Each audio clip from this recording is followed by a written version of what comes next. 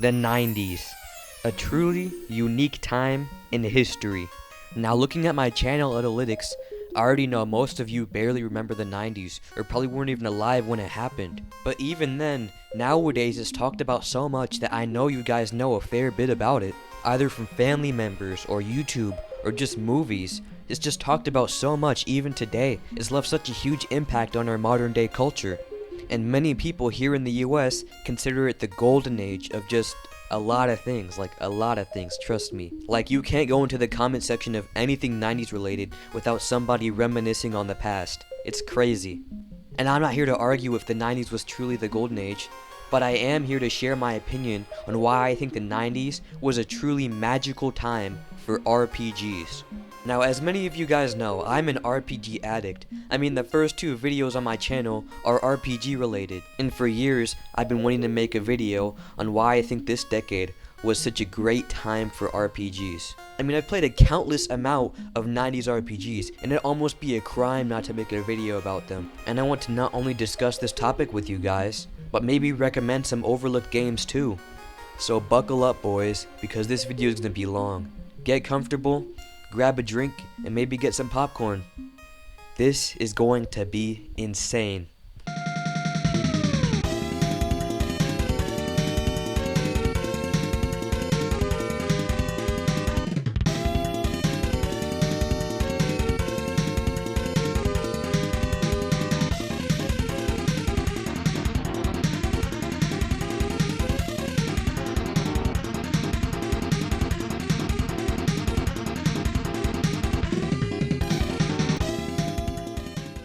Alright, so here's how we're gonna do things. I'm gonna do these games in order by their popularity, legacy, and my enjoyment of them. And I'll be doing quick fire rounds for each game because I don't want this video to be like 2 hours long. I really don't have the editing skills for that. Or the patience. Plus, I think it'll be more entertaining anyway.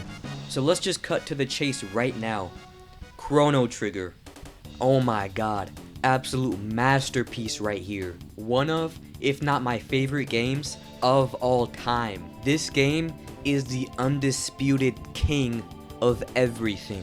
From the art, to the battles, to the characters, to the music, to the settings, to the story. It's not just a game, it's an experience. And it's the game that's solely responsible for making me as big of a fan as I am of RPGs. This game belongs in a museum next to the Mona Lisa and the Last Supper. In fact, I think it's an underrated game. I know it gets all the praise in the world, but it's truly not enough. It deserves so much more. 10 out of 10. Absolutely fantastic. Next up is another masterpiece. Final Fantasy VI. Just like how Aristotle famously said, you're either a Chrono Trigger guy or a Final Fantasy VI guy. And personally, I lean more towards Chrono Trigger, but this game is still a masterpiece in every other way. And I grinded for 20 hours straight just to make sure I could have the most overpowered team possible. That's how you know I love a game. And I bet on my life that my weakest party member could easily solo Goku. And god, the story is just so good. My only complaint with this game is the fact that some areas were just so tedious. Like the final area before the World of Ruin. Still a 10 out of 10 game though. Easily the best Final Fantasy so far. And the reason why I say so far is because Final Fantasy VII is next, baby!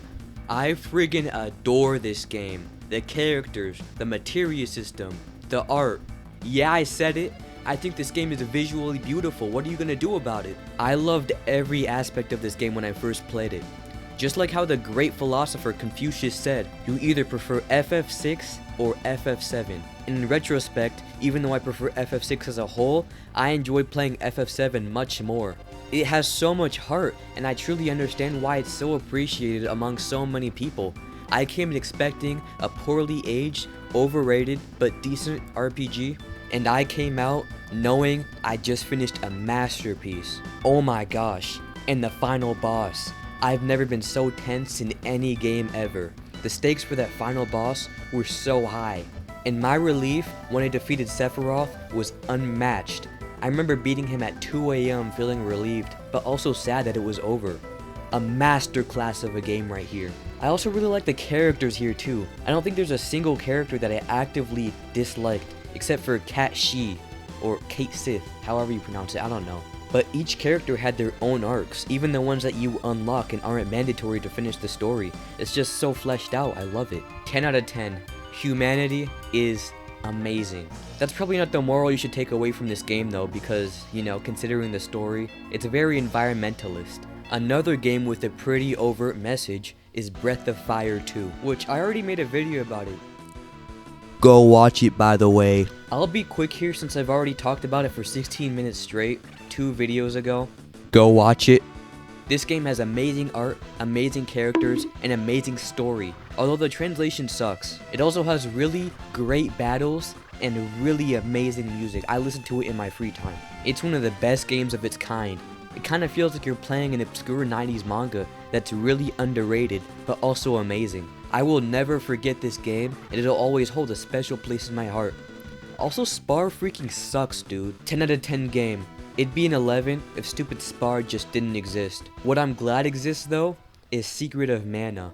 What a gem right here. I freaking love this game. Never finished it though because I got soft locked out of the final area, so that kinda sucks. But it's still a great game. Its atmosphere is almost unmatched, and its gameplay, while janky at times, is just so unique. And the art is stunning, as per the usual, and its mechanics are also well done. Although the spell and weapon grinding can get very annoying after a while, especially late game. Also, this game just doesn't tell you where to go, but let's be real, that's most 90s RPGs, so I don't really care.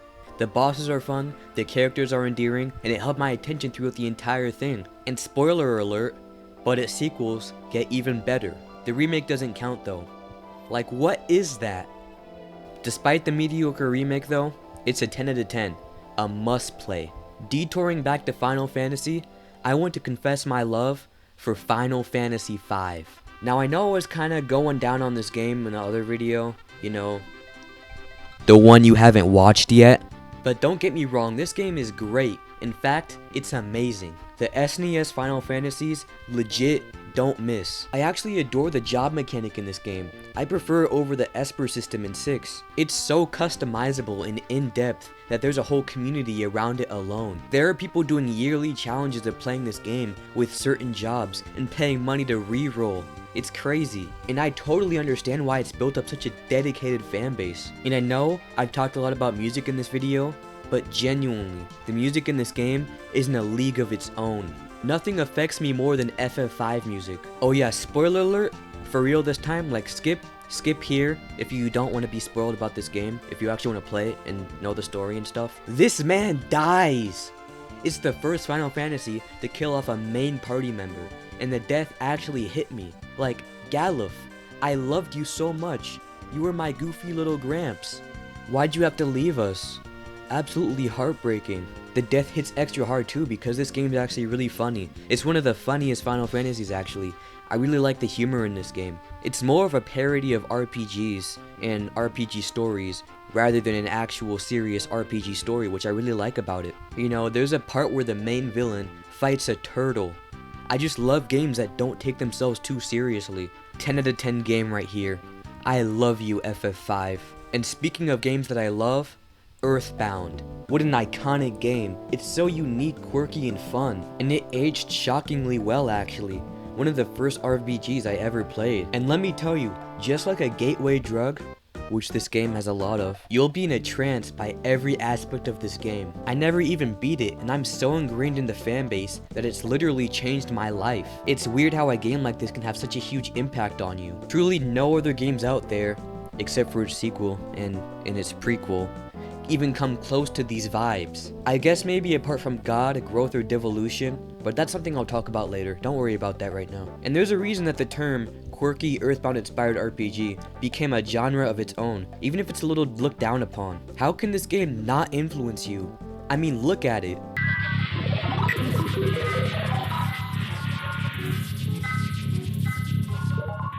Exactly. Also, this series has one of the most dedicated fan bases I've ever seen in my life. They create some beautiful stuff that I think you guys should check out, even if you're not a fan of the series at all. It's just enjoyable for everybody. This game is a gem, and even today, I think it's still underrated. I know that might be unpopular, but it's just that good. I don't think it gets enough attention from Nintendo or the fans. It should get way more respect. 10 out of 10.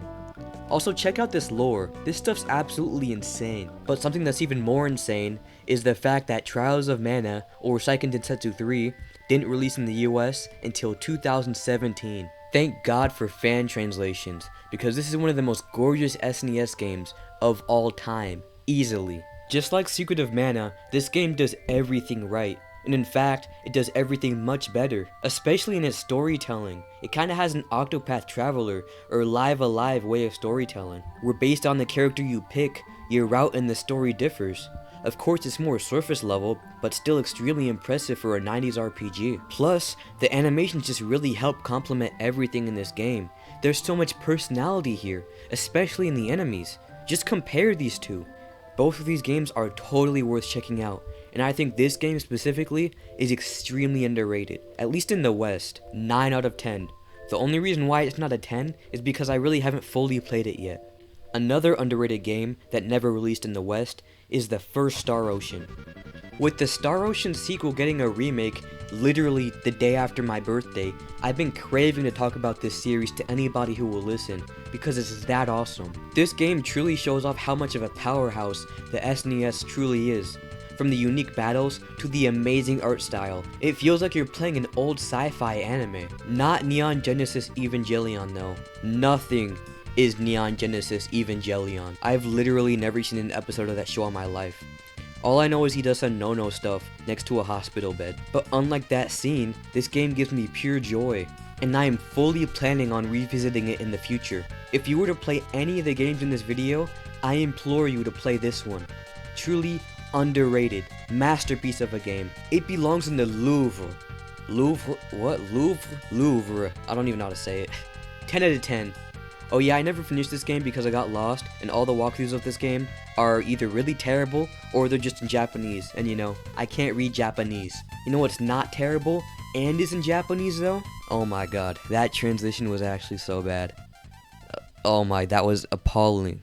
The Adventures of Hourai High is a really good game. This is easily the most obscure game on this list. I mean, I know even some of you hardcore RPG fanatics in the audience have never heard of this one. I mean, I can't really blame you. It's an RPG video game adaptation of a Japanese board game I can't find anything about online, and it released well after the SNES was in its prime.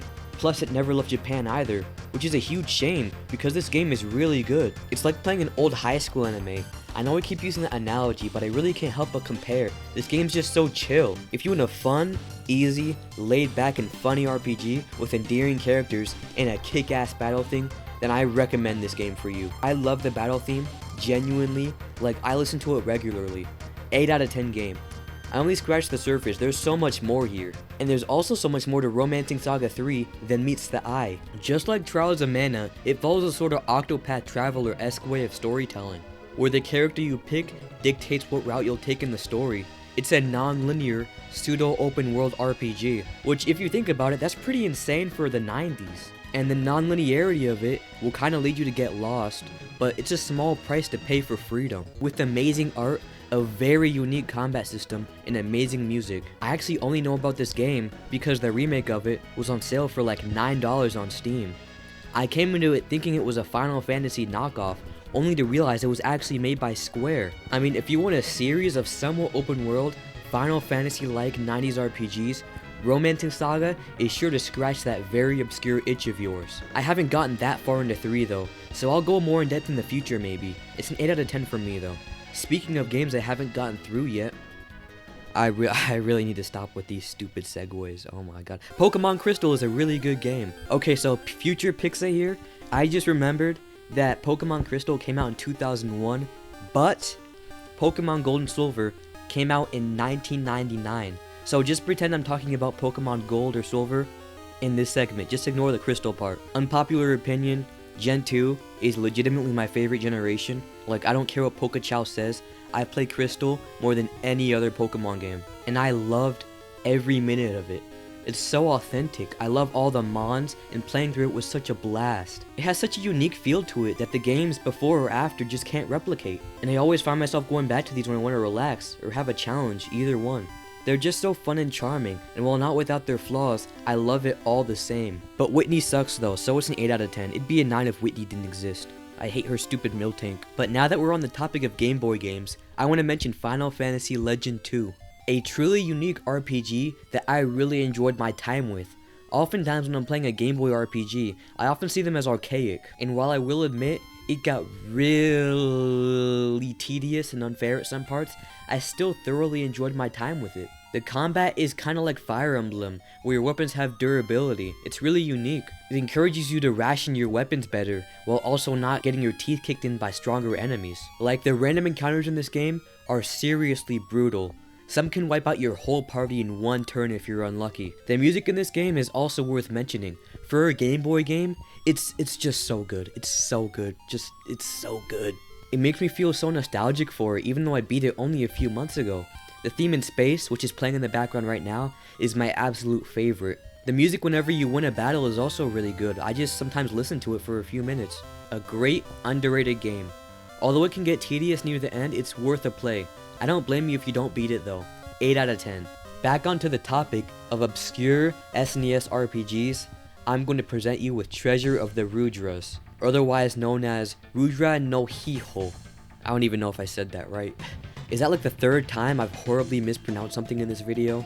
Okay, so this is another Enix RPG that came out after the SNES was past its prime. But it really shows why the 90s is seen as such a golden age of RPGs. Amazing music, beautiful animations, and a unique story where the character you pick to play affects the story in different ways. I'm starting to think Octopath Travelers isn't that original now. But this game is very reminiscent of the Final Fantasies on the system. I'ma be real, I haven't actually beaten this game due to personal busyness, but I'm 100% planning to come back to it in the future when I have time. This game is a hidden gem that everyone should at least know exists. 8 out of 10. Another hidden gem is Bahamut Lagoon. Now visually, this game is very similar to Treasure of the Rudras, but it's very different in its gameplay. Actually, I've never touched this game, but I've seen gameplay of it. I know the title says ranking every 90s RPG I've ever played, but I'm willing to break my own rules to make sure this game gets the attention it deserves. From what I've heard, it's super underrated and the art is absolutely beautiful. Oh yeah, and I use the game's art as my phone background. That's how much I love it. Like, you can't tell me this isn't gorgeous. Nothing out of 10 because I've never played it, but I'm gonna check it out one day. But I'm also not really that into strategy RPGs, but this game just looks so good I can't really pass up on it. But onto games that I've actually played but have yet to finish. Grandia. It's kinda crazy because I've had this game for almost a year now, and I still haven't finished it yet. It's such a good game too. It has such a lovely atmosphere that isn't really seen in too many PS1 RPGs. I love the story and the characters. And I think the combat is really unique. Although slow at times, it's unlike anything I've seen before. This game has such a grandiose feeling. It truly feels like I'm traversing this huge world that no man has been able to conquer. Even though I haven't finished the game, I can remember every single event and location. The locker room scene, fighting a kraken on a boat, climbing the giant wall to get to the new world. It's such a light-hearted, charming game. You can't help but love it. It even has a dash of romance sprinkled in, if you like that kind of stuff. 8 out of 10. I'd probably give it a higher rating if I actually beat it, which I probably will someday. Man, as I'm writing this script, I'm just now realizing that this video is gonna be long. This is gonna take forever to edit. But continuing with the games that I haven't finished yet, Final Fantasy Legend 3. I'm actually currently playing this game right now, and I have to say, it's pretty good.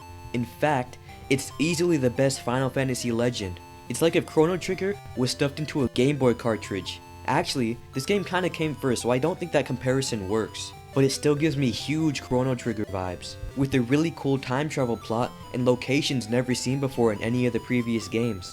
Unlike the first game, it follows a more traditional battle system, with mana and no weapon durability. It's the black sheep of the series, but that's not really a bad thing, it's just more traditional than anything else. I really don't have that much to say though since I'm still completing this game, but it's pretty good so far. 8 out of 10. Okay, but back to games that I have beat.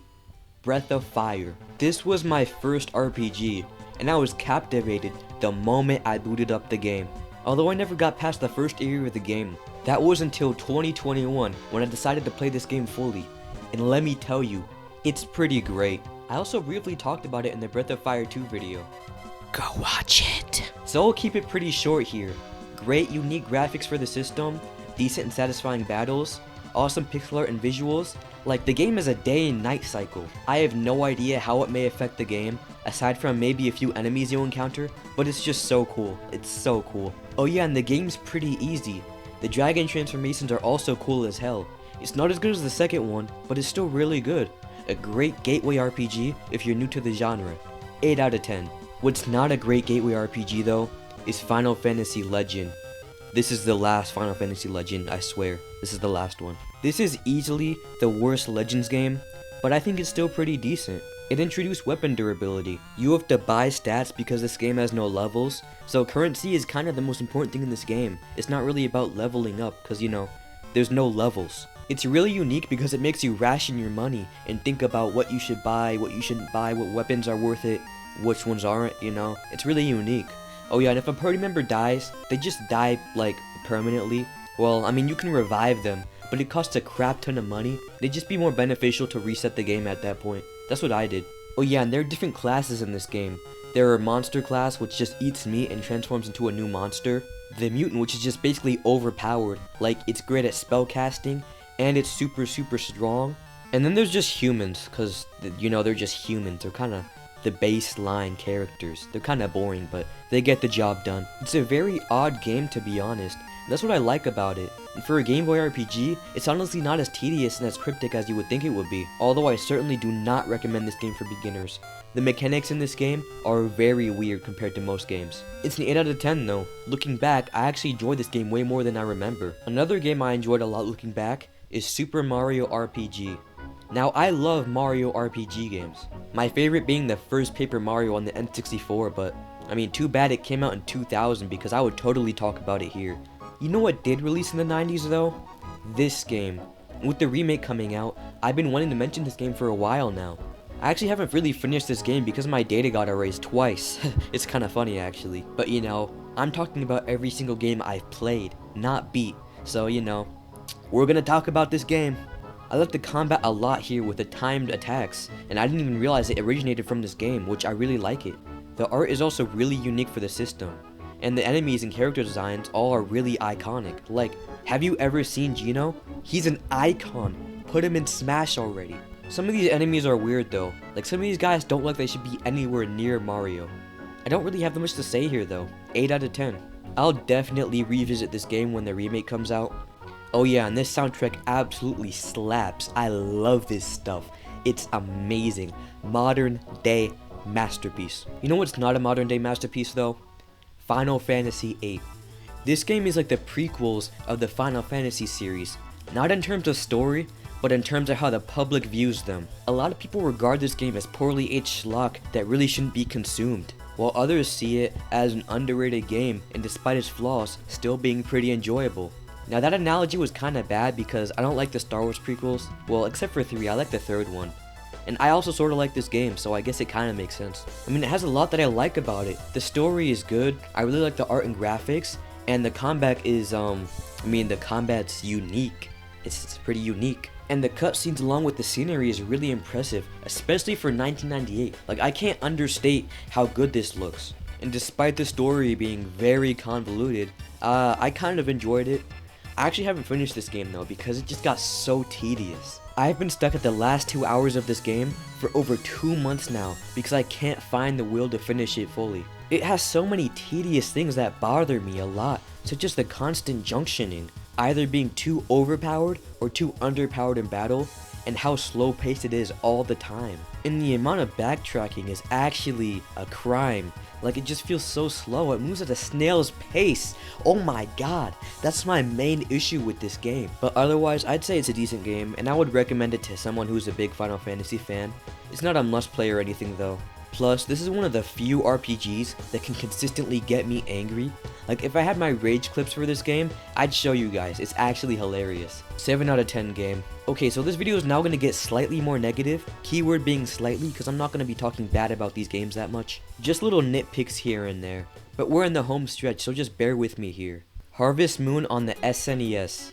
a pretty decent farming sim unlike any others. Now I usually go to farming sims due to how relaxing I find them, and even though I engage in horrible hyper-capitalism, I still really enjoy my time with them. But this is not a relaxation game, let me tell you that. This game is basically just a second job, and I don't see that as a bad thing, but I know a lot of people do. And I totally understand. There are so many inconvenient mechanics that stress you out sometimes. It's more realistic, but I rarely revisit it due to its stressfulness. Still a good game though, and an innovator for its time. 7 out of 10. Next up is Lufia 2. I really like this game actually. And while the battles are bland sometimes, it's a nice change of pace from the constant innovation that the system harbored. Man, that sounded really backhanded. But trust me, that's a compliment. I appreciate this game for that. But one thing I can say I'm not a fan of is the puzzles. That's the main reason why this game is so low. This game's dungeons are very puzzle heavy, which is cool to a lot of people, I understand that. But me personally, I don't really find it that cool because I hate puzzles in video games. So that kind of brings my enjoyment of this game down a lot. You know, if I wanted to use my brain, I'd just do my math homework, which I obviously don't do. So that kind of brings my enjoyment of this game down a little. But you can tame monsters to fight in your party, so that kind of brings it up in my opinion. 7 out of 10. It'd be lower if you couldn't tame monsters. Lunar Star Story is a game that exists. Abrupt segue, I know. I just gave you a taste of how it feels to play this game. It's a good game that exists, but it's rather unremarkable. The combat is serviceable, the visuals are beautiful, but man, this game is so slow. It's like a tortoise. And that's coming from somebody who plays Game Boy RPGs. Willingly. I really don't have much to say here. I mean, it's a good game, but there's not much to say. Also, the animated cutscenes are really nice, but the voice acting is... just see for yourself. Getting started on our big adventure. If we hurry, we may be able to sneak in without waking the dragon. Then we can get a fantastically huge diamond from its lair worth thousands and thousands of silver, making us filthy, stinking rich and very popular in the process. Okay, future Pixis speaking, that really wasn't that bad. I don't know what I was on when I was writing this script. Okay, now we're going to get into the final RPG on this list. God, Growth, or Devolution. Devolution, I don't know.